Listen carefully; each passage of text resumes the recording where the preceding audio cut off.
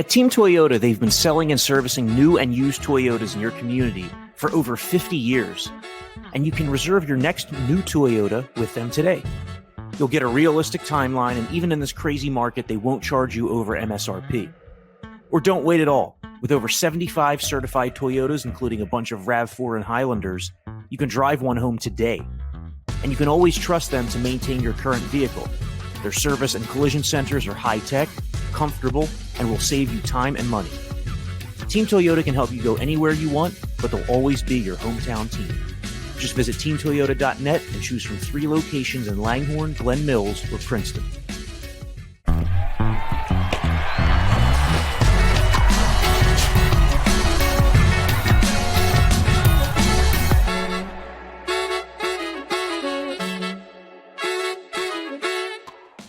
Hey, everybody. Welcome to the Phillies Talk podcast. I am Corey Simon, and he's Jim Salisbury. After a down weekend for the Phillies, who went down to Atlanta and got swept, lost ground in the wild card race in the process, just continues the streaky nature of this team, Jim. Just looking back at the last, month, they had that homestand where they won 6 of 7 against the Reds and Pirates. Then they lose 5 of 6 out west. Then they clean up on the Marlins and Nationals. Then the schedule stiffens against the Braves, and they get swept. And now they have another difficult week coming up. But, man, that series in Atlanta, it kind of reminded you of last September when the Phillies faded down the stretch, specifically against the Braves. No question. It sure did. Maybe like a week or two earlier. But, not a good road trip, really, overall. They win the first 2 in Miami, and everybody's sky high, and they're chugging toward the postseason. And then you lose 4 straight. You lose the last in Miami, and then you swept in Atlanta. They didn't play badly. They just, I don't think they necessarily beat themselves with pitching or defense. They didn't score enough runs. They didn't get enough runs to give Sir Anthony a cushion on that Friday night game. I mean, obviously that was a concern. If you're going to be a top late game bullpen arm, you got to lock down that lead, and your team has to walk out of that ballpark with a victory that night. It didn't happen. It might have happened if they got them more runs. I mean, they 2 for 21 in that series with runners in scoring position. So, the offense just cratered and disappeared in that series.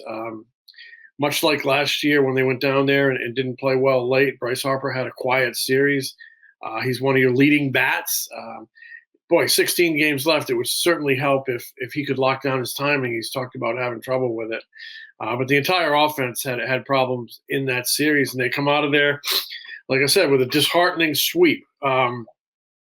Just because, I wrote about it today on the website there. The last 4 years, their finishes, and I'm mostly talking like the last, 2 weeks of September. The last 4 years, their finishes in September have been dreadful. And I know it's in the back of everybody's mind, fans, us, that is another one of these coming. Well, it's up to the clubhouse to stop it and turn it around. Kyle Gibson has a tough assignment Tuesday night to be a stopper against a very good offensive team in Toronto that has a lot to play for. But, yeah, not a good weekend. They surrendered that second wild card spot to San Diego, albeit maybe temporarily, but San Diego's ahead of them, and they're 2 up on Milwaukee, and that's the team you got to X out to make the postseason. It's actually 3 with the tiebreaker, but Milwaukee's starting to put a little something together. I know they didn't end up sweeping the Yankees, but they won 2 or 3. They won a couple before that. Maybe the best thing that can happen to the Phillies is a team that's tormented them all year. The New York Mets play the Brewers, and the New York Mets have a lot to play for with that great Atlanta team breathing right down their neck for the division title. So the Phillies will be rooting for the Mets these next few days.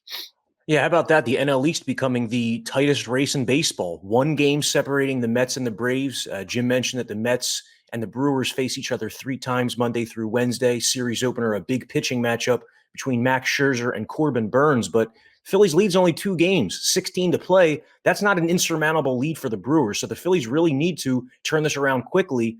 You referenced all that the Blue Jays have to play for. Blue Jays coming into Citizens Bank Park to face the Phillies Tuesday and Wednesday.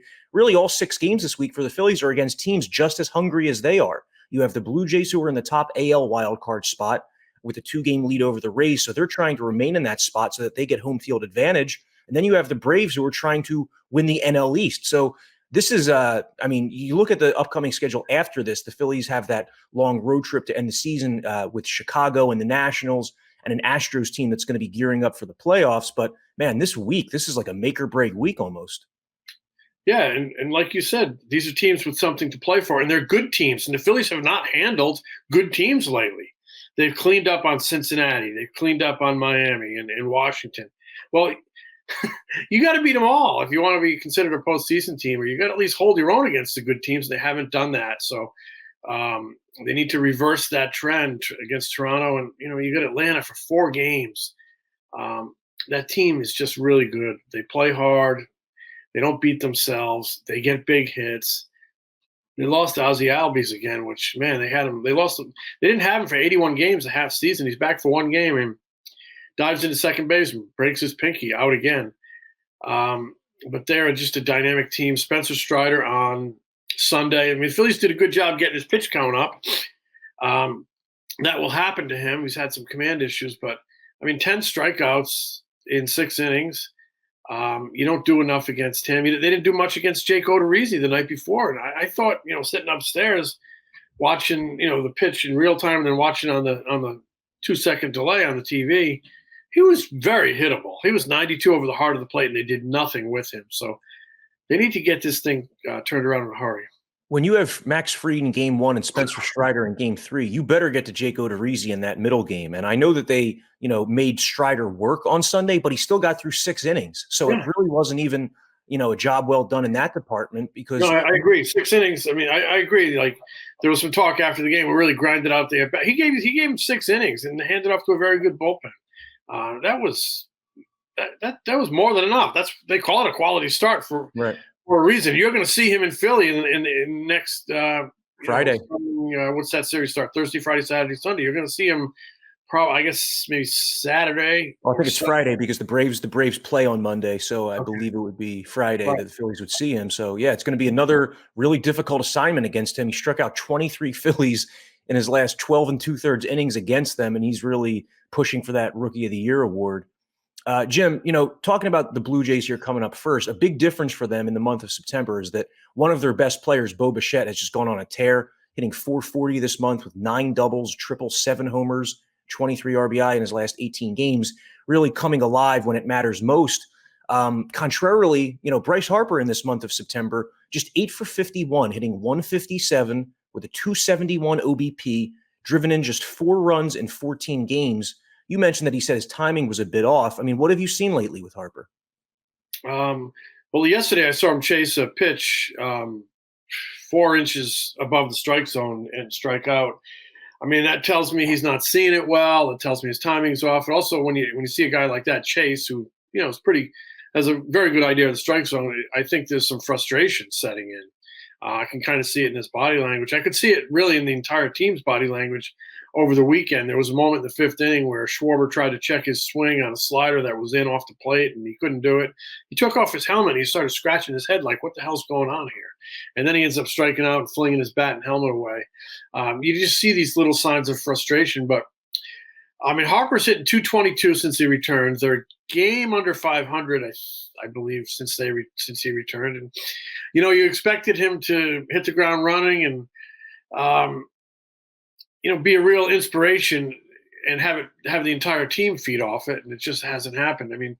Maybe he was going to be slow coming around with the offense, but he went up to Lehigh and lit it up for 2 nights, and came back and had a good game his first night. But maybe that was the adrenaline talking, and he's just had trouble squaring it up consistently since he's been back. He hit a big home run Wednesday night, I believe it was, in Miami.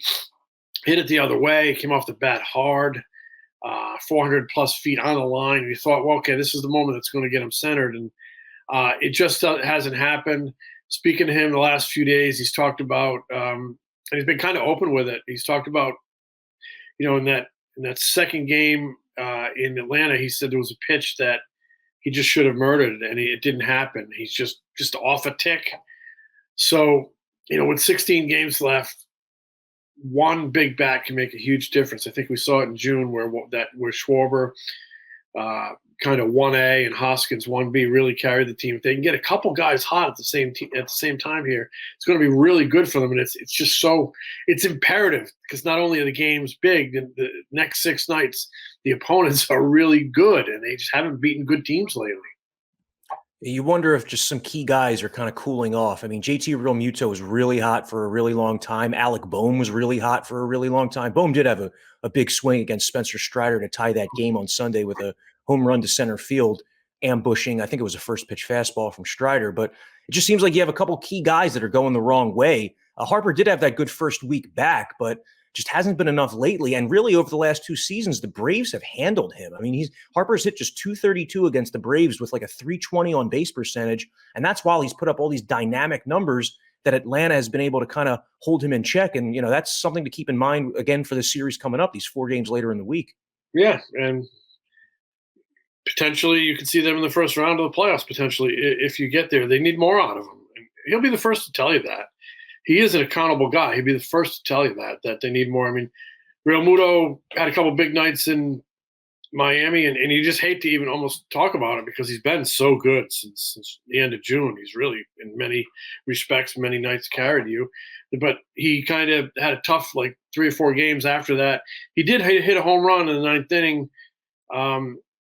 Sunday, hit it the other way, and maybe it was a sign that he's about to click. So I'm curious to see. There was a lot of energy in that ballpark in Atlanta. I mean, I'm a big fan of that organization, the way they do things from drafting and player development. I just think their big league coaching staff is outstanding. Big league manager, right up to the GM's box. I just think they do so many things the right way. I mean, what a move it's been. I was scratching my head when they moved out of Turner Field after just 20 years, but man, they built a beautiful ballpark just outside the city, and they've developed all that area around it. There's a big entertainment complex around it, a lot for people to do, and man, the fans are electric there, and that team really feeds off it. I mean, the team has kept their end of the bargain. The way to keep your stadium electric is to put a good product on the field, and they do that, and they've done that. So it's a give and take, but the team really responds to that to that element and electricity in that ballpark. They had 3 straight sellouts. So I'm curious to see what the Phillies have. I mean, early in the last homestand, they had the smallest crowd of the season, and they were right in it like they are now. And they had 17 and change a couple nights, then 19, and they had pretty good crowds on the weekend. But I mean, you're talking about the Toronto Blue Jays. You're talking about a Tuesday night, the day after the Eagles are playing. I don't know what are they going to get 20-ish? It's a team in a pennant race, and I see it when I go to other cities that the team really feeds off the energy in the stadium, and I saw it in 2007 and 8, 9, 10, 11 right here in Philadelphia, how much that team fed off the electricity in Citizens Bank Park. I'm just curious to see where it's going to be Tuesday night, Wednesday night. I get a lot of feedback that kind of people are just waiting for this team to pull one of its September El Foldos, but it's up to these guys to, earn the trust of the fans and earn their support and show that they're not going to fold. And they have the talent in that room. They have holes. There's no question. They have holes. Worry about the bullpen a little bit if it's running out of gas.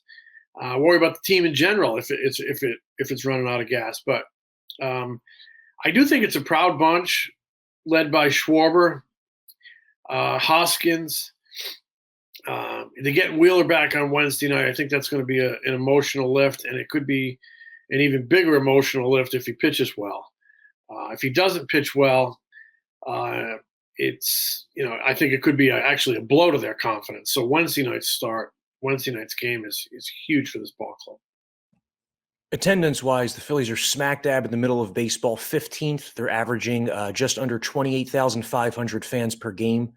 Wednesday night, when Zach Wheeler returns, Jim, is it going to be an abbreviated start? Is it going to be 3-4 innings because of the time that he's missed? Yes, they are going to watch him. They're going to watch his ups and downs. They're going to watch his pitch count. They're going to put it all together and make a decision. They've been leery to say what the goal is on the pitch count, which I understand. You don't want to put it in the back of the other team's mind, but I'm guessing, Corey, 50-ish. He threw like 50 plus, including his warm up the other day, but that was his bullpen warm up. So I'm guessing about 50-ish. We'll see how far that takes them. Maybe it's 45, maybe it's 55. I don't know, but they're going to watch him closely. He figures to have 3 starts here down the stretch, and then would line up to pitch the postseason opener, if that's the way the team wants to go. I believe it probably is the way the team wants to go, provided he's healthy and pitching well. And then Syndergaard will piggyback with him the next 2 starts because they'll be short, so you'll need some length behind him out of the bullpen. That will be Syndergaard. He's going to come out of the rotation, and he'll pick up the first clean inning.